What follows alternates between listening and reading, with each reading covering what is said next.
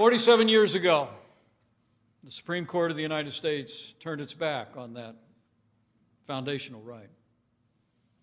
Today, these basic truths are still under siege and still under threat. The progress that we have made is in every sense at risk as we gather here today.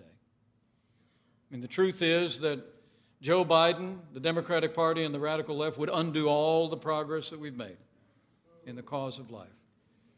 And what a contrast it's been of the progress of life under this administration.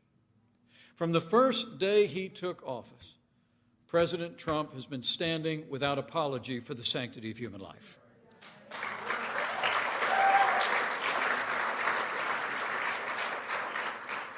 It would be just after we were in office a few days that the president reinstituted the Mexico City policy, making sure no taxpayer dollars would ever go to promote or provide abortion around the world, and then he expanded it a year later.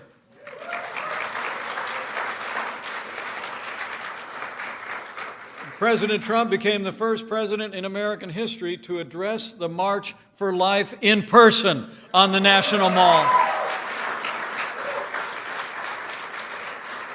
In our first year in office, the president took executive action to end the assault on the conscience rights of a group of nuns known as the Little Sisters of the Poor. And we appointed justices to the Supreme Court who were part of a 7-2 majority that ended the assault on the Little Sisters of the Poor's pro-life convictions once and for all. In fact, President Trump has appointed more conservatives to our courts of appeals than any president in American history. All told, 200 conservative judges appointed to our courts at every level. And I'm here to tell you, they are all principled conservatives who will uphold all the God-given liberties enshrined in our Constitution.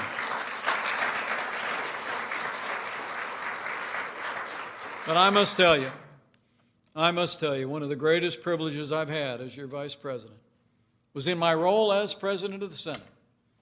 I was able to cast the tie-breaking vote on a bill that allowed states across the country to defund Planned Parenthood, and President Donald Trump signed it into law.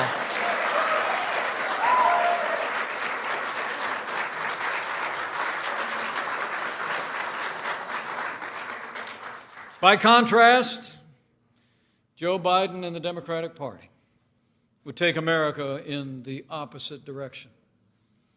After years of his party endorsing or tolerating what had come to be known over the decades as the Hyde Amendment, which prevented taxpayer dollars from being used to support abortion, now Joe Biden and the Democratic Party have literally abandoned their support for the Hyde Amendment and have pledged to use taxpayer dollars to fund abortion at home and abroad.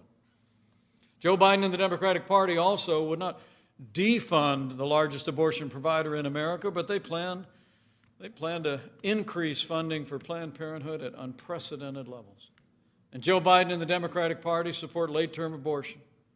His party in the Senate actually blocked a bill that would protect children that were born after failed abortions. They blocked the Born Alive Infant Protection Act.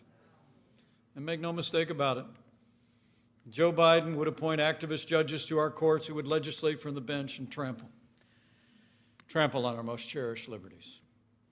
Now, more than ever, pro-life Americans need to let our voice be heard and stand for life.